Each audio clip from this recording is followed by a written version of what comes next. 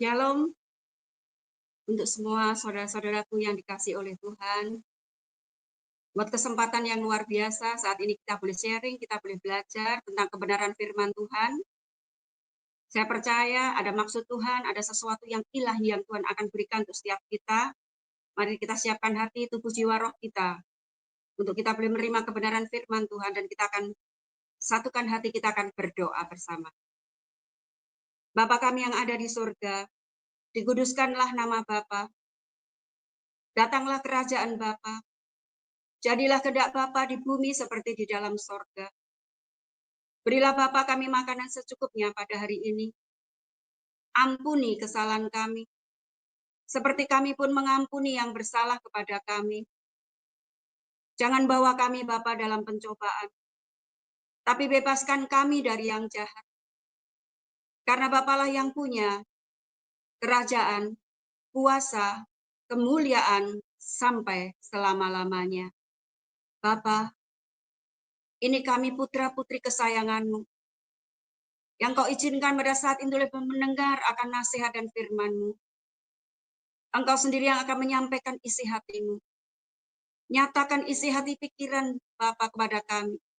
Berfirmanlah Bapa, dan di dalam nama-Mu yang kudus Tuhan Yesus Kristus, kami berdoa, kami mengucap syukur, dan kami siap untuk mendengarkan firman-Mu. Dalam nama Tuhan Yesus. Amin. Puji Tuhan, shalom untuk semuanya. Putra-putri kesayangan Tuhan Yesus Kristus.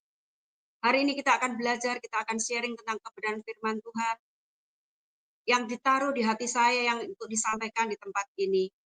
Saya percaya bukan kebetulan Bapak Ibu boleh mendengar firman Tuhan pada malam hari ini. Pada saat ini, firman yang akan disampaikan adalah firman yang Tuhan inginkan, yang Tuhan taruh di hati saya. Dengan satu tema, khotbah tentang akhir zaman. Khotbah tentang akhir zaman. Di dalam Alkitab, Bapak menuliskan tentang banyak hal tentang perumpamaan. Hari ini kita ambil satu contoh perumpamaan tentang khotbah tentang akhir zaman. Di dalam Matius 25 ayat 1 sampai 13. Kita akan baca Matius 25 ayat 1 sampai 13.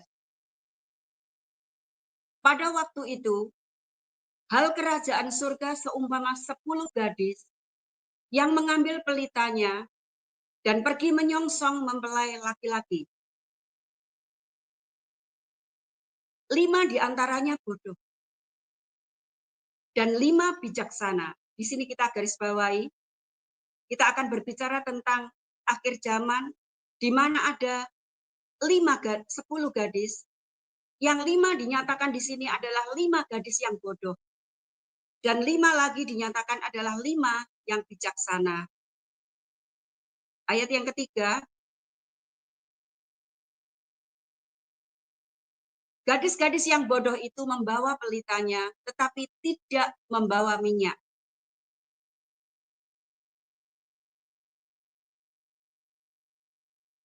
Sedangkan gadis-gadis yang bijaksana itu membawa pelitanya dan juga minyak dalam buli-buli mereka. Tetapi karena mempelai itu lama tidak datang-datang juga, mengantuklah mereka. Semua lalu tertidur. Waktu tengah malam terdengarlah suara orang berseru, mempelai datang, songsonglah dia. Gadis-gadis itu pun bangun semuanya lalu membereskan pelita mereka. Gadis-gadis yang bodoh berkata kepada gadis-gadis yang bijaksana, berikanlah kami sedikit dari minyakmu itu, sebab pelita kami hampir habis. Tetapi jawab gadis-gadis yang bijaksana itu, nanti tidak cukup untuk kami dan untuk kamu. Lebih baik kamu pergi kepada penjual minyak dan beli di situ. Akan tetapi waktu mereka sedang pergi untuk membelinya, datanglah mempelai itu dan mereka yang telah siap sedia masuk bersama-sama dengan dia ke ruang perjamuan kawin, lalu pintu ditutup.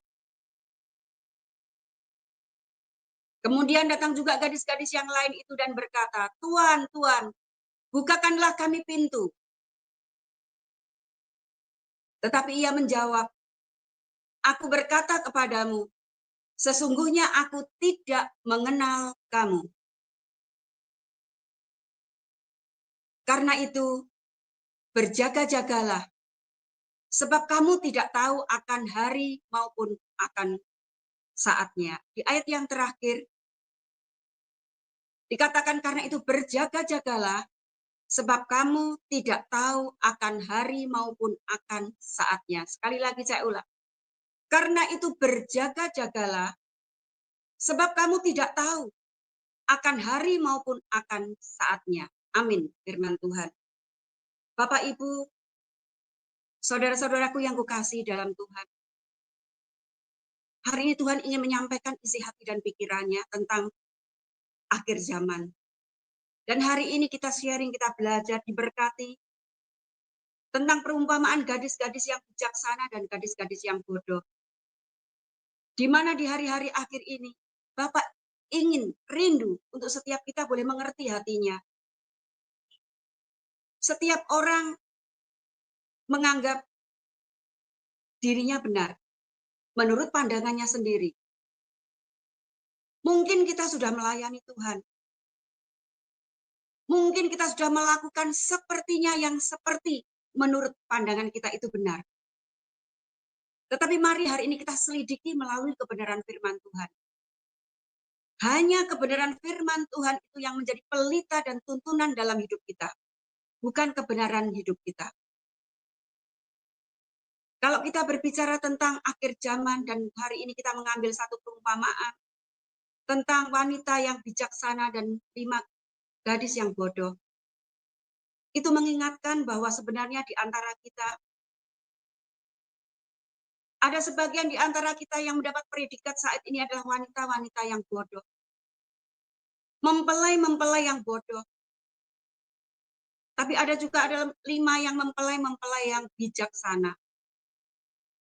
Di ayat firman Tuhan dikatakan ini berbicara tentang mempelai. Kalau kita berbicara tentang mempelai, berarti ini adalah satu status, satu tingkat hubungan kita dengan Tuhan yang tertinggi sebagai mempelai.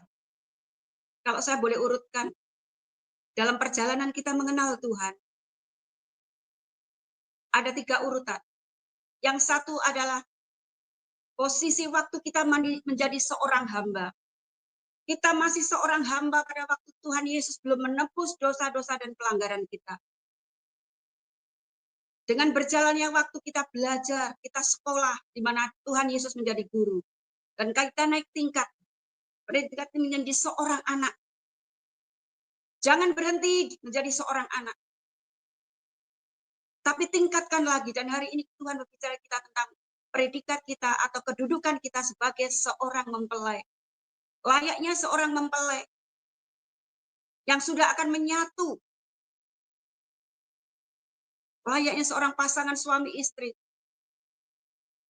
Pada waktu dia disebut sebagai seorang mempelai, dia akan menyatu dan menjadi satu dengan suaminya.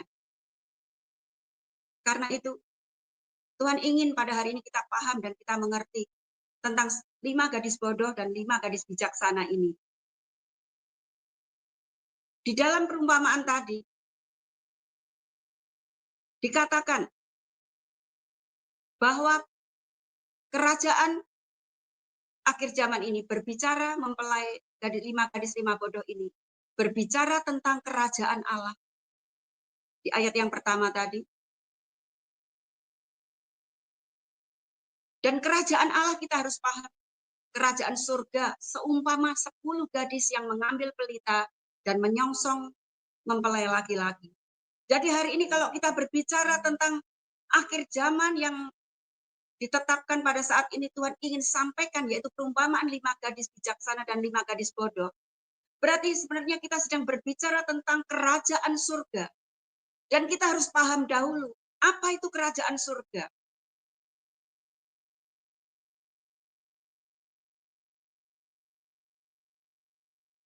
Di dalam firman Tuhan ayat Roma 14 ayat yang ke-17,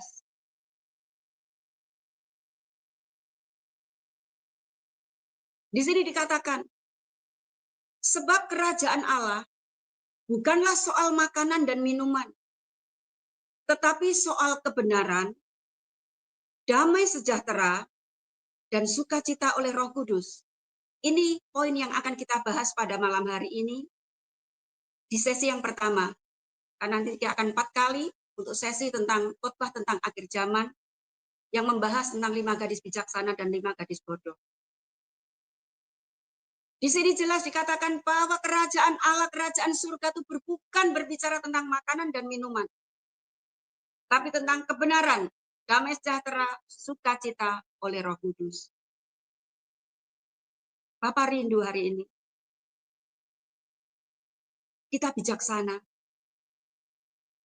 Kita mengerti hatinya.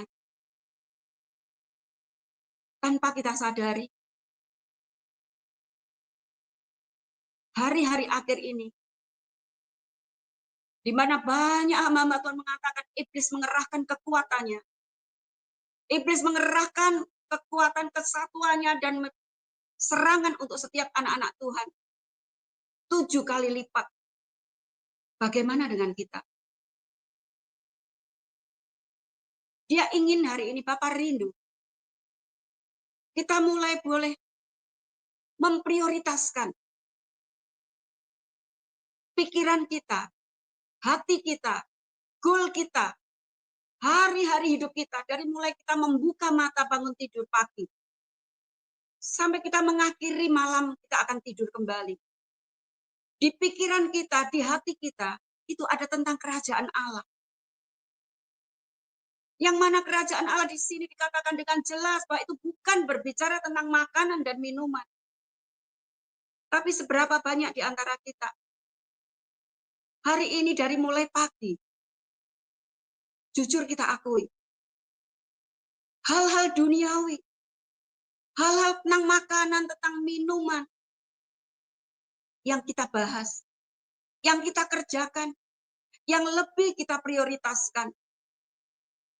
Bapak, Ibu, saudara-saudara boleh cek. Dari pagi tadi sampai saat Bapak, Ibu mendengar firman ini. Seberapa banyak waktu yang kau berikan, pikiranmu, hatimu, konsentrasimu untuk kerajaan Allah. Bukankah jujur kita akui bahwa hari-hari kita lebih cenderung tentang pekerjaan, tentang hal-hal yang sebenarnya tidak berbicara tentang kerajaan Allah di hari-hari akhir ini. Hari-hari ini Bapak rindu. Kita memfokuskan untuk sesi yang pertama ini. Setelah mendengarkan kebenaran firman Tuhan, kita lebih fokus lagi untuk memikirkan tentang satu, apa itu kebenaran? Apa itu damai sejahtera? Dan apa itu sukacita oleh Roh Kudus? Dan bagaimana kita bisa menerima semua itu dan mengaplikasikan dalam setiap nafas hidup kita. Setiap kegiatan hidup kita. Hari-hari kita. Kita akan bahas, saya akan jelaskan satu persatu. Kalau hari ini kerajaan Allah berbicara tentang kebenaran, damai sejahtera, dan sukacita oleh Roh Kudus. Supaya Bapak, Ibu, Saudara-saudara boleh lebih tahu. Lebih jelas. Yang pertama kita akan berbicara tentang kebenaran. Arti kebenaran menurut Kamus Indonesia adalah keadaan atau kualitas yang sesuai dengan keadaan yang sebenarnya. Tidak berat sebelah dan dapat dipercaya. Saya ulang lagi. Arti kebenaran, keadaan atau kualitas seseorang yang sesuai dengan keadaan yang sebenarnya. Tidak berat sebelah dan dapat dipercaya. Saya pelajari dalam bahasa Ibrani.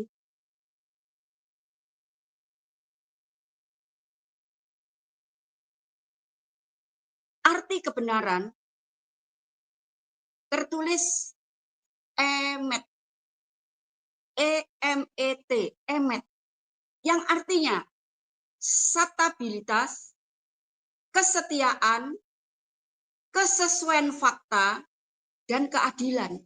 Itulah kebenaran. Menurut kata dasar aslinya, yang hari ini kita akan bahas. Kalau firman mengatakan bahwa kerajaan Allah di hari-hari akhir ini adalah berbicara tentang yang pertama adalah kebenaran, di mana Tuhan rindu hari ini hidup kita, keadaan kita, kualitas hidup kita, itu sesuai dengan kebenaran firman Tuhan. Saya katakan, bagaimana mungkin seseorang mengatakan ia hidup dalam kebenaran, sedang dia tidak pernah menyukai akan firman Tuhan. Kebenaran hanya dapat didapat dalam firman Tuhan. Kita hanya dapat menggali, mencerna, mempelajari, mengimani di dalam firman Tuhan.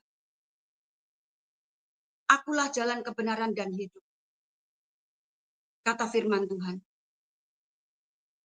Yesus berkata, aku adalah jalan kebenaran dan firman hidup. Dan Yesus adalah firman. Seseorang yang mengatakan hidup dalam kebenaran,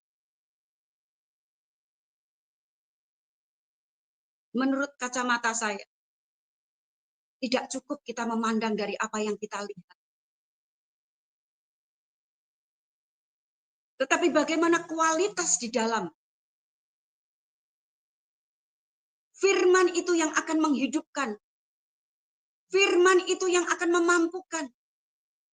Firman itu yang akan menyelesaikan segala sesuatunya. Firman berkata, segala sesuatu dari Dia, oleh Dia, kepada Dia. Dan di sini kita boleh belajar juga. Seseorang yang hidup dalam kebenaran, dia pasti akan menggali kebenaran itu. Tidak di tempat yang lain. Hanya firman Tuhan. Itulah kebenaran. Itulah jalan hidup. Bapak, Ibu, saudara-saudara boleh cek. Hari-hari kita. Seberapa banyak engkau merenungkan firman-Nya. Seberapa banyak engkau ingin mengenal hatinya. Mengenal pribadinya melalui kebenaran firman-Nya.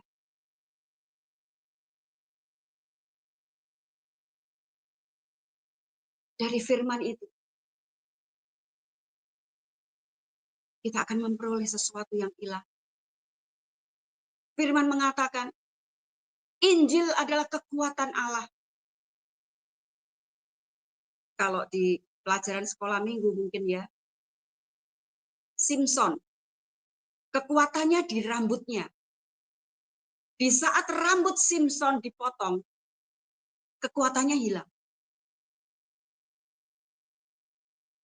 Di Alkitab tertulis, Injil kekuatannya Allah. Seberapa engkau memasukkan firman itu di dalam hidupmu, menggali firman, merenungkan firman siang malam, itulah kekuatanmu. Di saat engkau merenungkan firman Tuhan, engkau sedang mempelajari kebenaran. Semakin banyak engkau merenungkan firman Tuhan, mendengar firman Tuhan seperti saat ini. Bapak Ibu mendengar kebenaran firman Tuhan.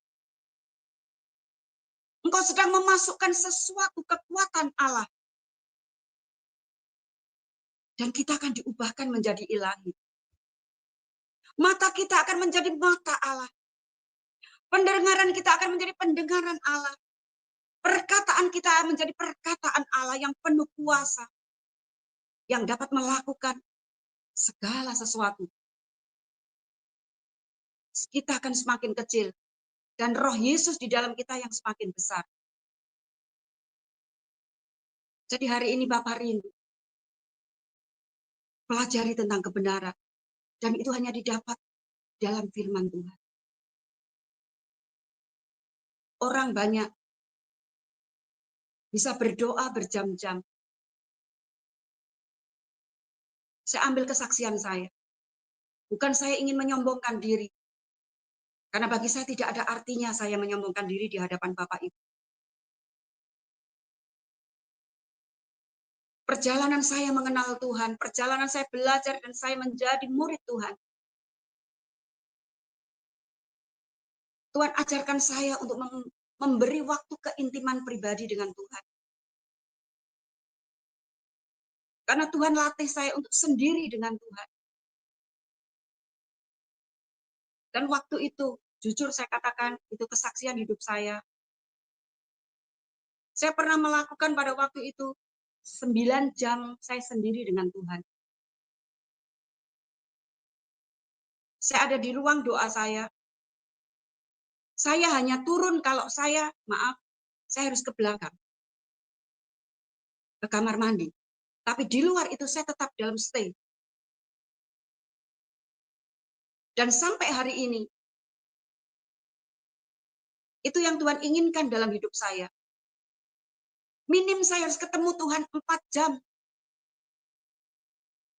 Sendiri dengan Tuhan. Dan Tuhan inginkan itu di pagi sekali.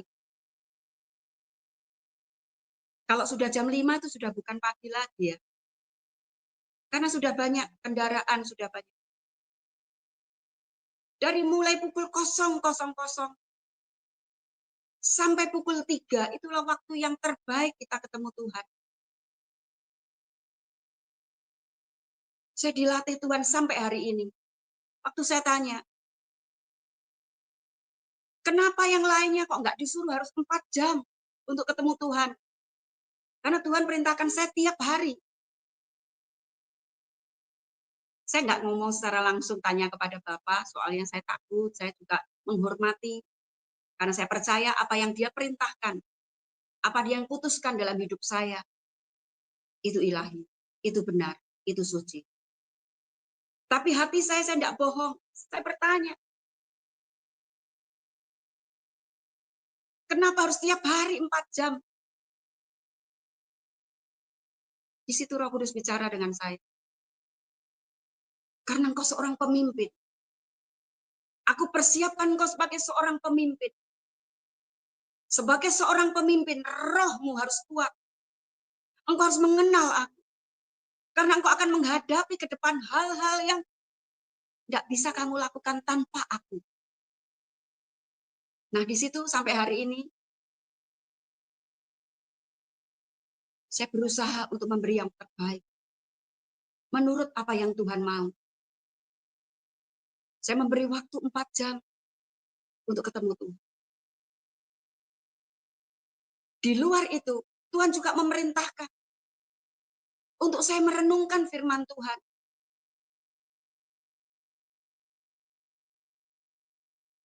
Setelah saya bandingkan, saya bukan mengecilkan doa. Saya seorang pendoa. Waktu saya tanya kepada Tuhan, Bapak, saya ini pengkhotbah, begitu ya, pikiran saya waktu itu. Ya, Tuhan bilang, iya memang pengkhotbah. Tetapi kalau kamu boleh dinaikkan yang tertinggi, panggilanmu tertinggi, kamu pendoa. Saya pendoa, Bapak Ibu. Saya seorang pendoa. Kalau nanti saya sharing di sini jelaskan, akan panjang. Bagaimana Tuhan memanggil saya sebagai seorang pendoa yang tadinya tidak mengerti sama sekali tentang pendoa.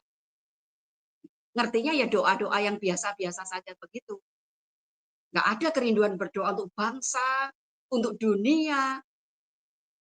Hari-hari ini Tuhan bawa saya untuk menjerit untuk bangsa, menjerit untuk dunia, menjerit untuk orang-orang kudus Tuhan, menjerit untuk orang-orang yang belum diselamatkan. Dulu saya nggak mengenal. Sudah pendeta? Sudah. Saya sudah pendeta. Karena itu tidak jaminan seorang pendeta engkau mengenal Tuhan. Sekali lagi saya katakan, tidak jaminan pangkat predikat yang kau dapat di sebuah gereja engkau mengenal Tuhan. Untuk mengenal Tuhan butuh proses. Untuk mengenal Tuhan butuh waktu. Dan itu butuh waktu yang kontinu dan perlu kesetiaan, yaitu sesuai dengan arti kebenaran.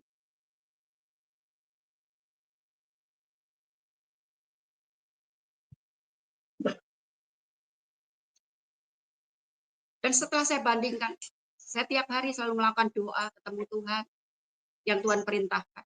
Tapi saya juga menggali kebenaran firman Tuhan. Saya menggali, mempelajari firman Tuhan bukan karena saya ingin cepat-cepat selesai dari Kejadian sampai Wahyu. Tapi saya menikmati sebagai seorang bapa yang sedang berbicara dengan saya. Seorang bapa yang sedang menasehati saya. Seorang bapa yang sedang menyatakan cinta, menyatakan janji-janjinya, menyatakan isi hatinya kepada saya. Di saat saya menyikapi, merenungkan firman Tuhan seperti itu, 3-4 jam tidak terasa. Jadi firman Tuhan bukan merupakan suatu yang harus kita lakukan karena kita menjadi orang Kristen, kita harus baca firman. Tetapi sebagai satu komunikasi, dia sedang menyatakan isi hatinya. Dia menyatakan janji-janjinya. Dia sedang mengajari kita sesuatu yang ilahi. Dan saya boleh ambil kesimpulan dari kesaksian hidup saya. Firman Tuhan.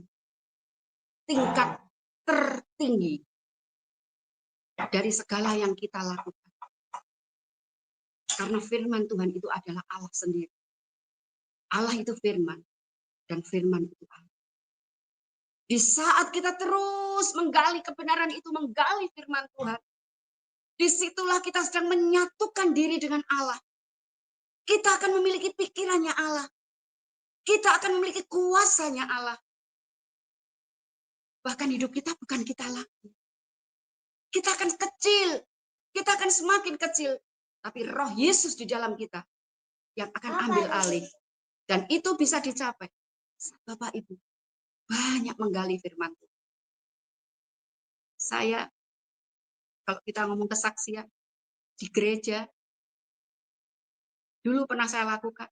Senin saya komsel. Selasa saya doa malam. Rabu saya pelajaran Alkitab. Kamis saya ikut kaum wanita. Jumat saya ikut doa puasa. Sabtu saya koordinator youth. Minggu saya ibadah, bahkan ibadah pagi dan sore. Apakah itu menjamin saya disebut predikat orang yang mengenal Tuhan? No.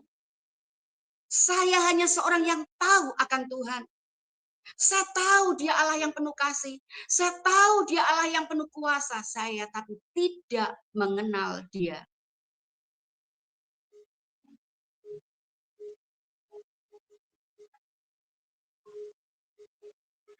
Bapak Ibu boleh cek.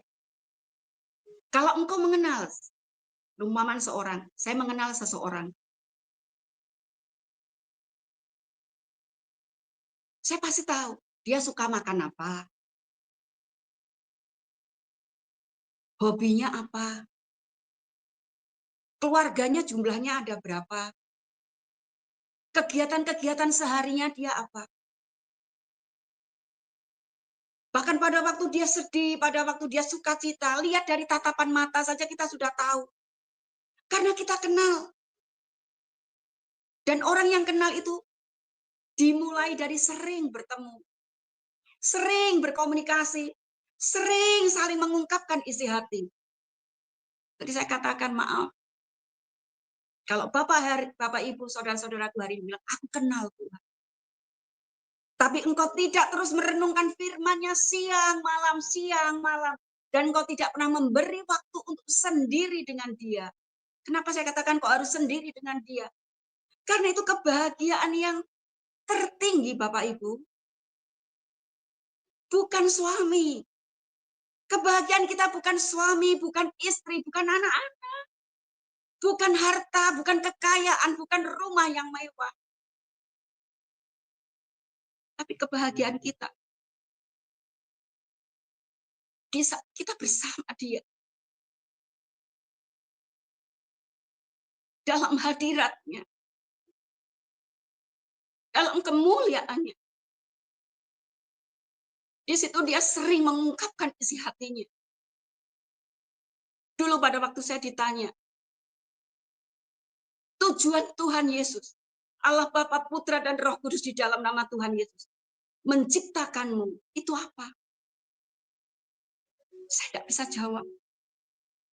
Saya kembalikan kepada Bapak Ibu, kalau hari ini saya bertanya kepada Bapak Ibu yang mendengar firman Tuhan. Tahukah engkau diciptakan begitu sempurna di kandung ibu 9 bulan. Sampai engkau dewasa saat ini. Bahkan usia kita mungkin sudah mendekati. Kita harus pulang ke rumah Bapak karena usia tidak jaminan. Tapi apakah engkau kenal dengan Tuhan? Waktu saya ditanya, saya tidak bisa jawab. Apa ya Tuhan menciptakan saya untuk hidup di dunia ini? Kan saya sudah seorang pendeta. Saya juga gembala FA. Saya juga koordinator di penjara. Waktu saya juga koordinator di youth. Saya juga sudah menginjil di orang-orang gila. Apakah itu mengenal Tuhan? Belum jaminan. Tidak jaminan. Kalau engkau mengatakan engkau mengenal Tuhan, engkau akan tahu tujuan hidupmu. Langkahmu detik ini engkau harus kemana? Apa yang harus kau lakukan? Apa yang harus kau kejar? Apa yang harus kau gapai? Apa yang harus kau selesaikan?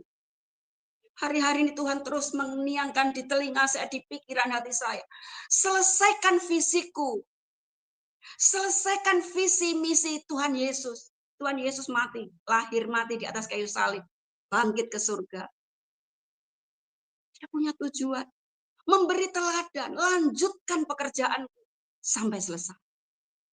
Sampai firman di Wahyu digenapi semuanya. Sampai garis akhir Tuhan memberikan kepercayaan kita untuk hidup di bumi. Sekarang kalau Bapak Ibu tanya kepada saya, apa panggilan Bu Ibu Ida? Engkau diciptakan Tuhan. Saya paham, saya bisa jawab Bapak Ibu. Roh di dalam saya yang menjelaskan. Waktu itu Roh Kudus bicara, kamu punya panggilan. Bawa banyak orang untuk kembali pada jalan yang benar. Itu panggilan inti saya.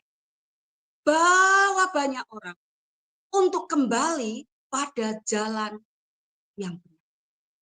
Benar menurut firman Tuhan. Bukan benar menurut kata kita sendiri atau kata Allah. Setelah itu, jadikan semua bangsa murid. Setelah engkau membawa orang kembali pada jalan yang benar, jangan hanya dibawa kembali, tapi muridkan menjadi muridku.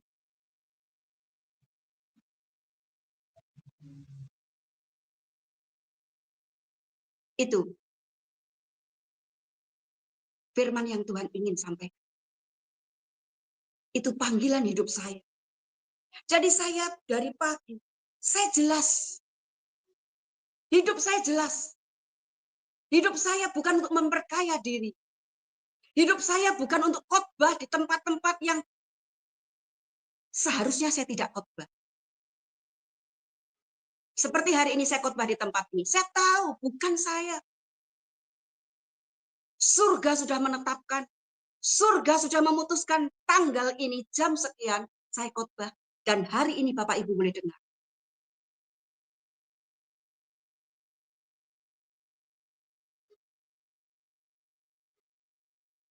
Jadi mengenal Tuhan. Itu tidak hanya slogan kita kenal Tuhan. Saya harus banyak membawa banyak orang hari ini. Kalau hidup saya tidak fokus pada itu, berarti saya tidak sehati seirama dengan dia. Siap saya tidak mengerti panggilan hidup saya. Saya tidak paham saya dilahirkan di bumi ini untuk apa. Jadi saya harus membawa banyak orang untuk kembali pada jalan yang benar. Dan memuridkan, menjadi muridnya Tuhan Yesus. Bukan murid saya. Saya juga murid. Saya dan Bapak Ibu sama. Sekali saya katakan, pendeta itu hanya jabatan yang Tuhan berikan supaya struktur di dalam gereja teratur, rapi, disiplin. Tapi bukan jaminan engkau mengenal Tuhan. Jaminan engkau mengenal Tuhan. Engkau akan selalu ingin mencari tahu. Untuk ketemu dengan dia. Untuk mendengar apa yang harus dilakukan. Untuk sendiri, untuk menerima. Kalau HP ya, perlu dicas. Di saat kita ketemu Tuhan, di situ sering Tuhan menyatakan kemuliaannya. Tuhan sedang menyatakan isi hatinya. Bahkan Tuhan memberikan penglihatan-penglihatan. Yang ke depan, orang lain mungkin belum tahu. Yang belum terjadi, kita diberitahu. Itu ciri orang yang mengenal Tuhan. Engkau akan tahu, hidupmu akan bergairah, hidupmu akan semangat. Karena engkau mengenal Tuhan. Engkau tahu akan Tuhan. Dan itu di hari-hari akhir ini.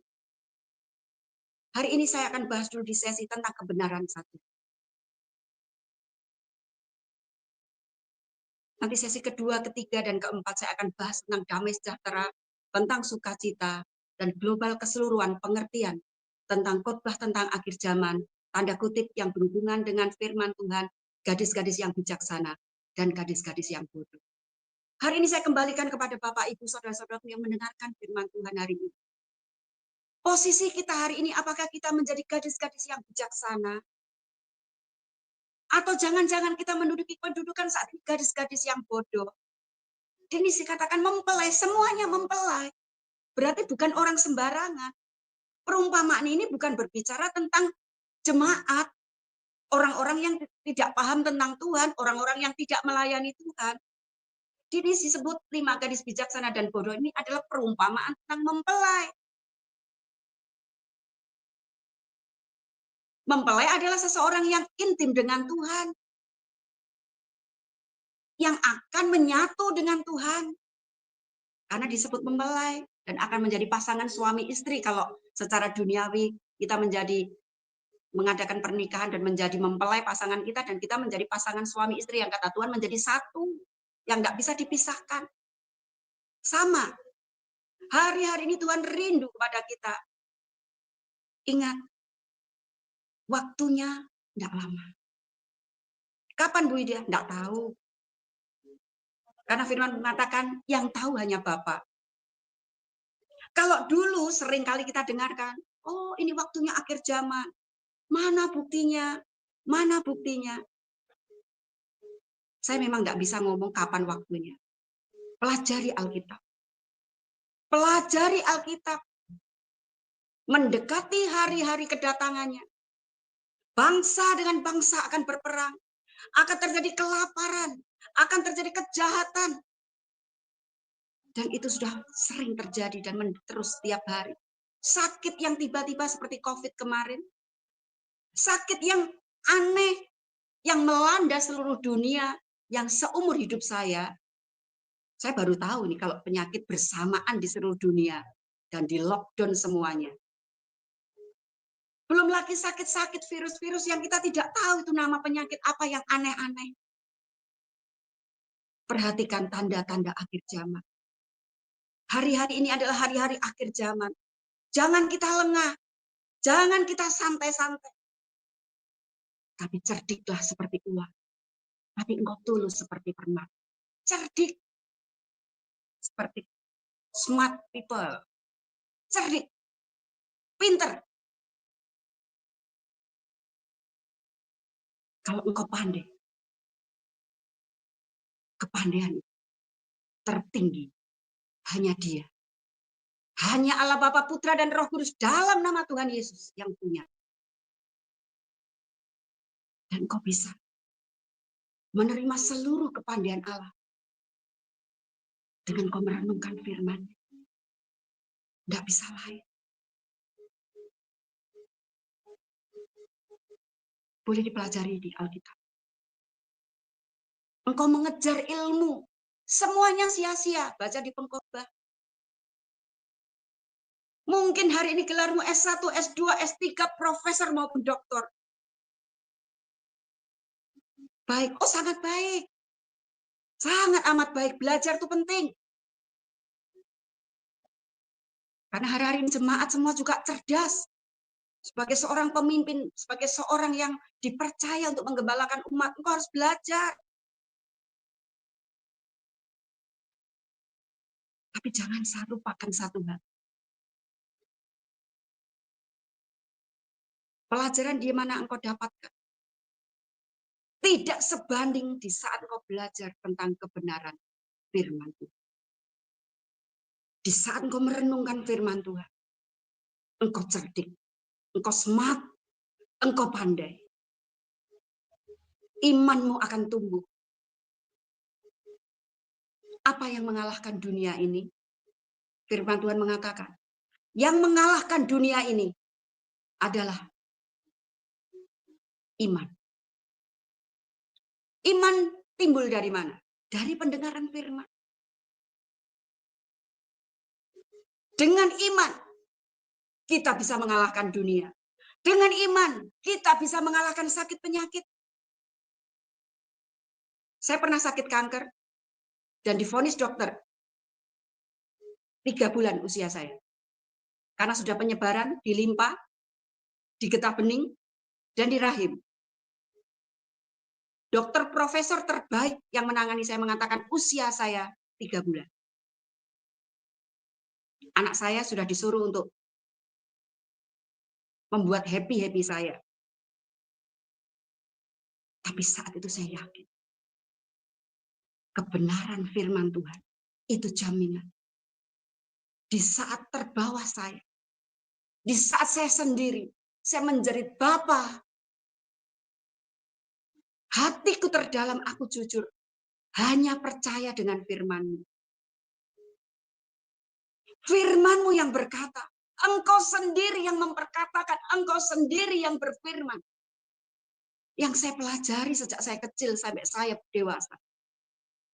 Oleh bilur-bilurnya engkau sembuh. Saya cukup mengatakan itu. Iman dipadukan dengan firman Tuhan. Sekali lagi, iman dipadukan dengan firman Tuhan. Mujizat.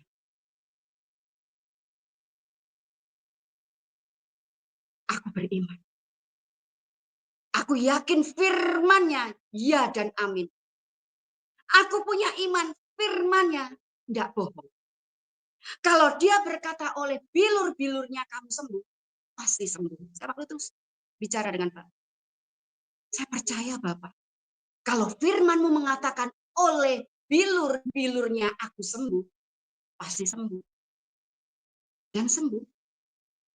Hari ini dokter bicara waktu itu ya, saya sudah 9 tahun.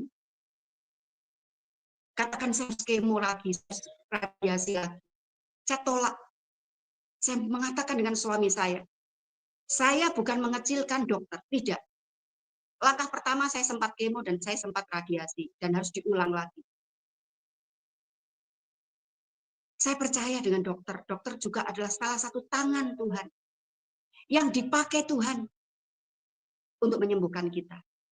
Tuhan bisa pakai segala cara, bisa pakai dokter, bisa dengan iman. Tapi waktu itu saya orang tipe yang maaf ya, bukan mengecilkan atau merendahkan seorang dokter. Oh, sama sekali tidak. Saya menghormati, saya menghargai. Tapi saya ngomong, izinkan aku berjalan dengan iman. Dan hari ini sudah 9 tahun, kalau Bapak Ibu perlu tahu.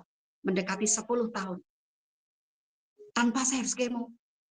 Tanpa saya harus radiasi lagi. Iman. Saya bangkitkan kekuatan roh di dalam saya. Dengan terus menggali firman Tuhan. Dengan terus ketemu dengan dia. Justru dari pergumulan, dari persoalan. Saya ketemu Tuhan. Saya mengenal Tuhan. Jangan takut dengan persoalan Bapak Ibu. Meskipun itu kanker. Kanker kan adalah sesuatu penyakit yang cukup ditakuti ya. Kanker jantung. Ditambah lagi vonis dokter yang usia tinggal 3 bulan. Jangan takut. Tidak ada yang mustahil bagi Allah kita. Apapun persoalanmu. Hari ini Tuhan ingin kita bangkit. Kita bukan hanya tahu Tuhan, tapi kenal Tuhan mulai hari ini. Belajari tentang kebenaran. Kebenaran tadi dikatakan, saya sudah katakan arti kebenaran. Menurut bahasa Ibrani, saya ngambil yang Ibraninya saja. Itu adalah berbicara tentang kesetiaan. Kesesuaian fakta. Apakah hidup kita sesuai dengan kebenaran firman Tuhan? Bagaimana kita ngomong bahwa hidup kita sudah sesuai dengan kebenaran firman Tuhan? Sedangkan kita baca firman Tuhan saja, 1 hari 5 pasal saja nggak sampai. 1 hari 5 pasal saja rasanya kita berat. Bagaimana kita ngomong kita hidup dalam kebenaran? Sedang kebenaran adalah kualitas hidup, kesetiaan yang dinilai, distandarkan dengan firman Tuhan. Sesuai dengan fakta firman.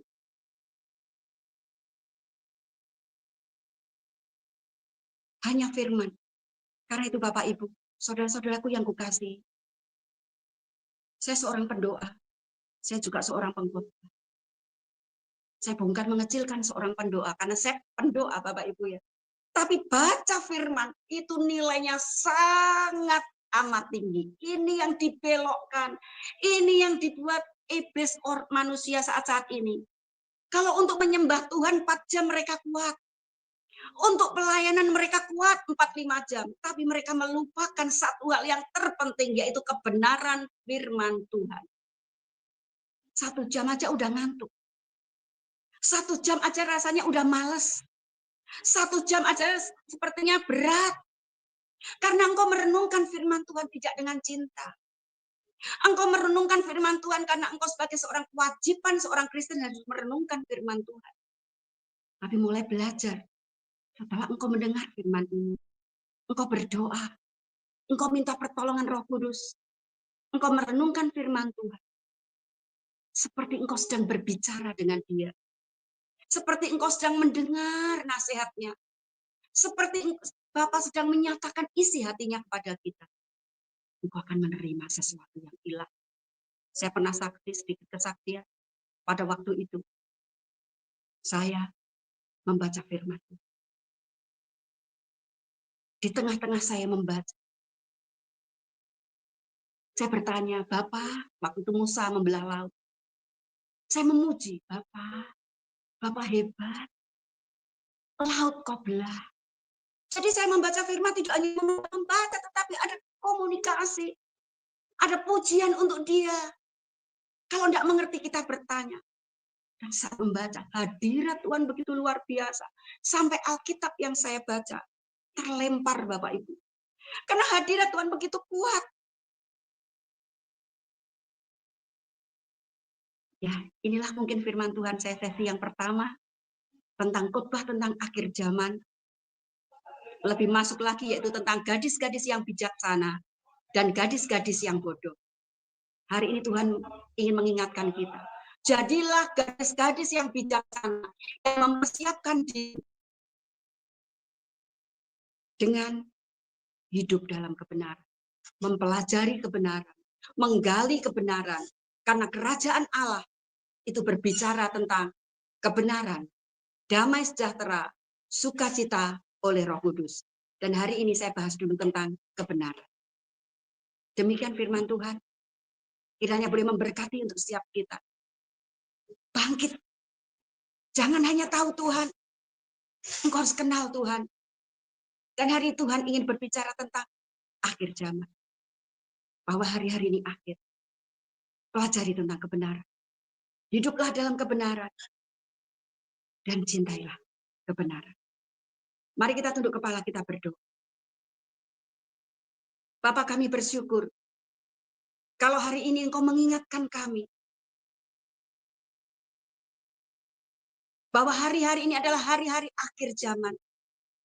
Dan Kau memberikan kepada kami satu perumpamaan tentang 5 gadis bodoh dan 5 gadis bijaksana. Kerinduan hatimu hari ini kami boleh menjadi gadis-gadis yang bijaksana. Dan salah satu ciri dari gadis-gadis yang bijaksana, Bapak, Kau mengajarkan pada kami, yaitu kami hidup dalam kebenaran. Karena itu bantu kami, Bapak. Tolong kami, supaya kami boleh hidup dalam kebenaran. Supaya kami terus boleh menggali kebenaran siang dan malam, siang dan malam. Karena firman itu adalah pelita dan terang bagi jalan-jalan. Terima kasih Bapak, berkati semua saudara-saudara kami yang tergabung untuk mendengar atau melakukan pelayanan dalam apapun sehingga terwujudnya firman ini boleh sampai kepada siapa. Berkati semuanya, berkati Bapak, berkati.